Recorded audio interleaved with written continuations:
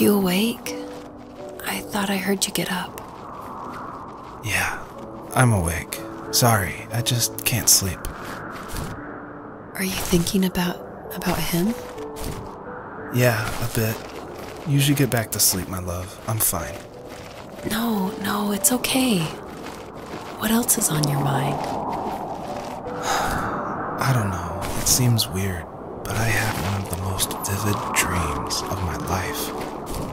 I saw a fox on a snowy mountain, just looking confused and worried. Those eyes. I can't get those eyes out of my head. She was running in the windy snow, looking for something. Do you think it has to do with you and what's been going on? I don't know. It was just a dream, Rachel. They're not meant to make sense. A lot's happened the past couple days, that's all. Well, if you're not going to sleep anyway, you should tell me. I want to hear. All right.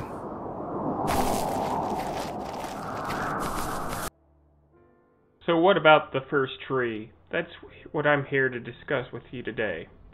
This is a little indie game that came out September of 2017, developed by David Welle. I apologize if I mispronounced the last name. And I describe it as a walking simulator with some very light platforming elements.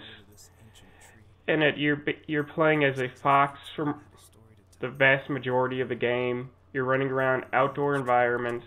This season's going to change. It's a minimalistic 3D environment and art style. And as you're going about it, you're going to hear the narrative about the adult male as he's talking to his wife, reflecting on his childhood and his relationship growing up with his father. The adult male's name is Joseph, and his wife's name is Rachel. I do not believe they mentioned the father's name, and I'll leave it at that because I don't want to spoil the story for you because it is narratively heavy. Gameplay-wise, you're going to be running around collecting shiny little stars on the ground and spirals of white light, which are the points of interest that once you go to, you'll press a button and then you'll get the next part of the story exposition between the wife and the husband. And I'd have to say they're pretty well spaced out. They're pretty clear view lines to the next star you can collect or a spiral of light that you can go to.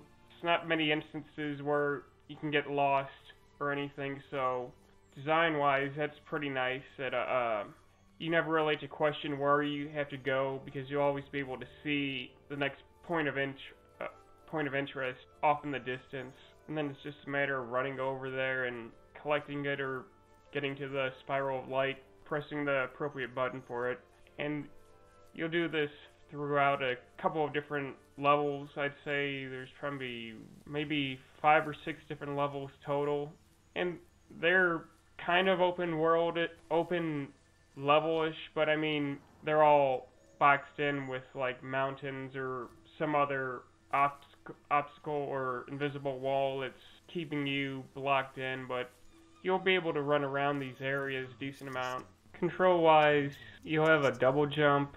I used a controller, which I believe the game has full controller support, or mouse and keyboard if you prefer that. And just not a whole lot else. There's one button to interact with the spirals of lights once you get to them. And there's also a button to toggle between walking and running, which honestly, I was in running pretty much the whole time. I don't really know why they needed to have that button. The camera's fine. It can be a little slow with the default settings to turn around or whatnot, but that does allow you to see more of the landscape and off in the distance in case you get lost or you have trouble trying to find the next sight line to the sparkly star or spirals. So I wouldn't say that they aren't silky smooth, but by no means did I have any problems with the controls in the game. They work just fine. The only minor glitch or problem I had with the game was once I collected 3 of 3 items in one of the levels, the overlay display of that kind of stuck on the screen for the remainder of that level, which wasn't a huge deal, but it did kind of distract from the mood of just the landscape a little bit, but nothing major by any means. Just for reference, I was playing this on a i5-8400 with a GTX 1080 as a GPU, so this game it's not graphically intensive, but just throw that out there. Not to give any spoilers about the story or the narrative or anything, but I will say that it is heartfelt and nice, and it delivers its story pretty competently, and it doesn't get dragged down or bogged down to any outside influences or anything like that. It's not concerned with any political message or cultural message or anything. It's just trying to tell a nice, heartfelt, sincere story, and I thought that was pretty cool. So to compare it to other games, I'd say 2 games that come to my mind would be either Shelter, obviously because you're another woodland creature and with a similar art style, or maybe Proteus, which is more of a chill out and ambient game with some random generating elements into its environments, which this game doesn't have, but it has a similar color tones, although this is probably a little bit more realistic. But to conclude with, I would say that the first tree is a heartfelt and enjoyable experience, although it is brief.